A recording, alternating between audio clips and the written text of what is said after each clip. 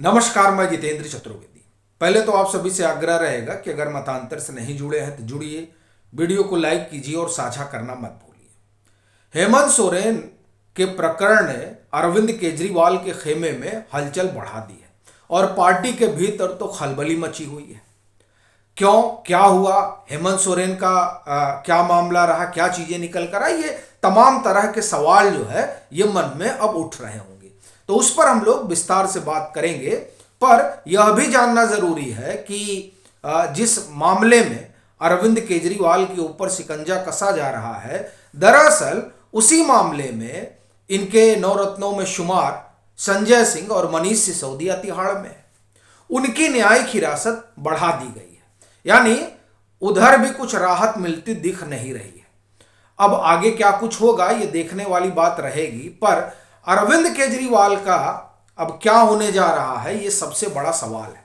और ये सवाल इसलिए भी उठा है क्योंकि हेमंत सोरेन वाला मामला जो है वो अब एक मिसाल कायम कर रहा है।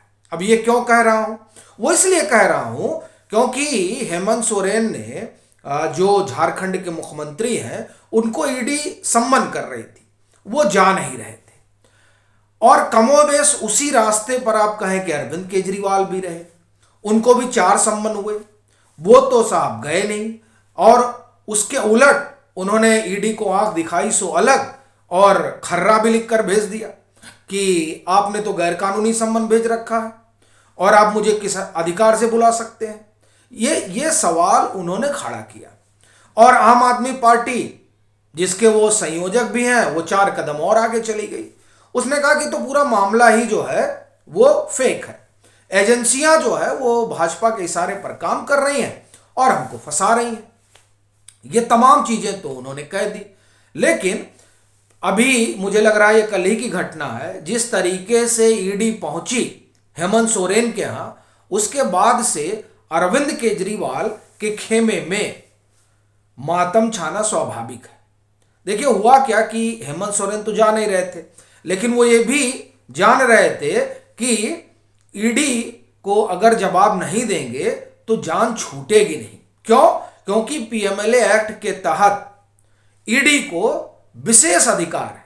जो आप ये कहें कि जब एएम खानविलकर की खंडपीठ ने इस पर एक तरह से मोहर भी लगाई थी, चूंकि पीएमएलए एक्ट को चुनौती दी गई थी, उनकी बेंच ने यह साफ कर दिया था, जो उनका ऑर्डर था उनकी बेंच का, कि जो इसमें शक्तियां हैं वो ठीक है, उसमें कोई दिक्कत नहीं है। अब ये अलग बात है कि उस फैसले को चुनौती दी गई है और उसे लेकर अभी बहुत कुछ सुप्रीम कोर्ट में चल रहा है, लेकिन वो जो विशेष शक्तियां उसको हासिल है उसमें कोई घटोत्तरी नहीं हुई है। यानी पीएमएलए एक्ट के तहत ईडी अभी भी उतनी ही ताकतवर है। इस बात से हेमंत सोरेन वाकिफ, जाहिर सी बात है उनको कानूनी सलाह भी दी गई होगी कि देखिए आप सम्मन से भाग नहीं सकते हैं। क्यों? क्योंकि ईडी को जो अधिकार मिले हुए हैं पीएमएलए एक्ट के तहत वो स्पष्ट है कि अगर कोई आरोपी है और ईडी सम्मन कर रही है तो उनको जांच में सहयोग करना होगा। एक बात। दूसरी बात, मान लीजिए कि आप आरोपी नहीं हैं, लेकिन फिर भी आपके पास ऐसे साक्ष्य, ऐसे दस्तावेज हैं जो जरूरी हैं, जो जांच पड़ताल चल रही है उसके लिहाज से, तो भी आपको आना पड़ेगा। और यह बात ठीक है कि सम्मन जाता है और सम्मन पे आप नहीं आ रहे हैं तो ठीक है, आपको गिरफ्तार, ऐसा नहीं कि ईडी गिरफ्तार कर ले, उसको इस तरह का अधिकार है, मगर विशेष परिस्थितियां हैं जिसमें वो उठा भी सकती है।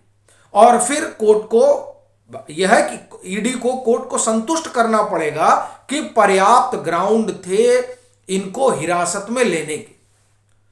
तो ये बातें जो है जाहिर तौर पर हेमंत सोरेन को बताई गई होंगी। तो हेमंत सोरेन ने ईडी को ही बुला लिया अपने आवास पर कि साहब आइए यहीं हमसे पूछताछ कर लीजिए। तकरीबन 6-7 घंटे पूछताछ चली।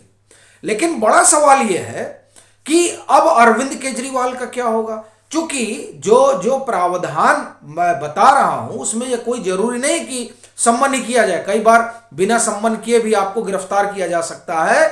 संजय सिंह वाला मामला यही है। संजय सिंह ने तो बाकायदे ये बात कोर्ट में रखी थी कि हमको सम्मन भी नहीं किया गया और हमको और लेकर चले गए।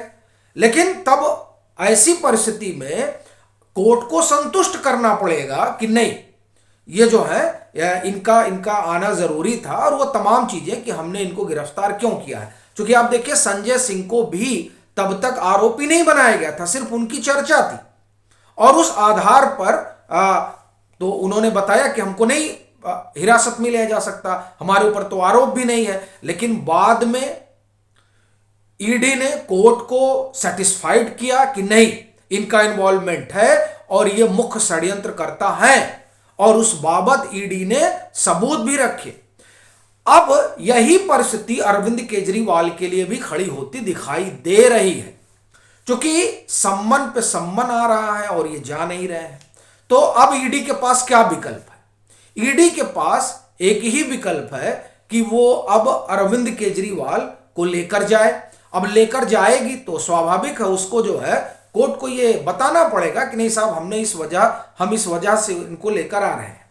और आप देखिए कि उनके पास ग्राउंड भी है। मैं कई जगह सुन रहा था और बड़े पत्रकार से भी कह रहे थे कि लग रहा है कि ईडी के पास कोई ग्राउंड नहीं है, इसीलिए ईडी जो है वो ले जा नहीं रही है। मुझे लग रहा है कि ईडी ग्राउंड बना रही है, उसके पास तो ग्राउंड है, क्योंकि 3-4 चीजें साफ हो चुकी हैं जिसमें कैबिनेट का डिसीजन था एक। दूसरा, आम आदमी पार्टी को आरोपी क्यों नहीं बनाया गया ये सुप्रीम कोर्ट ने ही पूछ लिया था। और 338 करोड़ रुपए टेंटेटिव गए हैं, जिसमें से राजेश जोशी का बयान है कि 70 करोड़ रुपए गोवा चुनाव में खर्च करने के लिए उनको दिए गए थे। और फिर सी अरविंद का बयान है कि जो मीटिंग हुई है ग्रुप ऑफ मिनिस्टर्स की, जिस मीटिंग में सब फाइनल हुआ है वो सीएम हाउस में हुई है। ये तमाम चीजें हैं ईडी के पास। इस बात को लेकर ईडी जो है उनको हिरासत में ले सकती है कि ये सहयोग नहीं कर रहे हैं। और अब चूंकि अभी तक तो अरविंद केजरीवाल ये कह सकते थे संजय सिंह की तरह कि साहब हमको सम्मन भी नहीं किया और उठा ले गए, लेकिन अब तो वो ग्राउंड भी अरविंद केजरीवाल के पास नहीं है, क्योंकि 4 सम्मन हो चुके हैं। और पीछे ये चर्चा भी थी कि ईडी कोर्ट जा सकती है, वो अपना ईडी तय करेगी। लेकिन जो विशेष अधिकार है पीएमएलए एक्ट के तहत ईडी के पास, उसमें वो आप एक तरह से कहें कि अब अरविंद केजरीवाल ने ही इस तरह की परिस्थितियां बना दी हैं। और हेमंत सोरेन के प्रकरण ने, यानी जिस तरह से उन्होंने खुद ही ईडी को कहा ये साहब पूछताछ कर लीजिए, उससे एक बात तो साफ है कि हेमंत सोरेन भी स्पष्ट थे कि अब इग्नोर कर पाना बड़ा मुश्किल है। क्यों? मैं आपको कानून बताता हूं और फिर अपनी बात को विराम देता हूं। इसीलिए कह रहा हूं कि अरविंद केजरीवाल जो है वो बहुत बुरी तरीके से फंस गए हैं और अब उनके लिए यही है कि आगे कुआं और पीछे खाई है। और अगर इसमें वो कुछ आप ये कहें कि आनाकानी करते हैं तो उनके लिए बड़ी विकट समस्या ईडी ने खड़ी कर दी है। क्योंकि देखिए क्या है ना कि जो उसको अधिकार मिले हैं वो अधिकार इनको परेशान कर रहे हैं। अब आप सुनिए क्या है। देखिए पीएमएलए से मिले हैं ईडी को विशेष अधिकार। क्या विशेष अधिकार है? पीएमएलए की धारा 50(2) ईडी के निर्देशक या जांच अधिकारी को अधिकार देती है कि वो मनी लॉन्ड्रिंग के आरोपी को तलब कर सके। ध्यान देने की बात है कि ईडी के अधिकारी उन लोगों को भी तलब कर सकते हैं जिनकी उपस्थिति किसी केस की जांच या कानूनी कार्रवाई के दौरान साक्ष्य प्रदान करने या रिकॉर्ड प्रस्तुत करने के लिए जरूरी मानी जाती हो। फिलहाल अरविंद केजरीवाल उसी श्रेणी में आ रहे हैं। ठीक बात, वो आरोपी नहीं है, मगर जैसा कि उन्होंने कहा मैं तो आरोपी भी नहीं हूं, लेकिन चूंकि वो आपके संयोजक भी हैं और सरकार के मुखिया भी हैं और मामला दिल्ली के शराब घोटाले का है जिसमें सरकार ने पॉलिसी बनाई और फायदा जो है आम आदमी पार्टी को हुआ। तो इस लिहाज से दोनों ही नजरिए से अरविंद केजरीवाल आरोपी ना होने के बाद भी उनकी उपस्थिति जो है वो जरूरी है। फिर देखिए पीएमएलए का सेक्शन 50(3) ये कहता है कि सभी तलब किए गए व्यक्तियों को व्यक्तिगत रूप से या अधिकृत प्रतिनिधि के माध्यम से उपस्थित होना अनिवार्य है। उन्हें सच्चे बयान देने और अनुरोध किए गए दस्तावेज मुहैया कराना जरूरी होता है। यह महत्वपूर्ण है कि पीएमएलए के तहत प्रत्येक कार्रवाई को न्यायिक माना जाता है, जिसका अर्थ है कि दिए गए बयान का अदालत के सामने शपथ माना जाता है। ये देखिए, अब ये भी बड़ी चीज है कि आप वहां जो बोल रहे हैं वो आपके खिलाफ जो है वो एक साक्ष्य है, जो कह रहे हैं वो माना जाएगा, यानी आप बयान से पलट नहीं सकते हैं। अब अगर कोई ईडी से भागता है तो क्या होगा? अब देखिए, अगर एक बार तलब किए जाने के बाद व्यक्तियों के पास एजेंसी का निर्देश का पालन करने, बयान दर्ज करने और उसके पास मौजूद किसी भी प्रासंगिक दस्तावेज जमा करने के अलावा कोई विकल्प नहीं होता है। सम्मन के बाद उपस्थित होने में विफलता, चाहे वह एक बार हो या बार बार हो, जांच में सहयोग नहीं करने और सच्चाई का सामना करने से बचने के प्रयास के रूप में देखा जाता है। हालांकि यह अपने आप में गिरफ्तारी का कारण नहीं बनता, लेकिन गिरफ्तारी की एक वजह जरूर बन सकता है।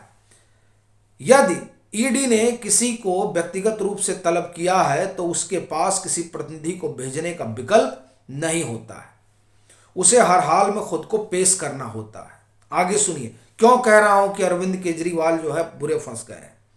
कुछ मामलों में ईडी बिना किसी पूर्व सम्मन के किसी संदिग्ध को गिरफ्तार कर सकती है।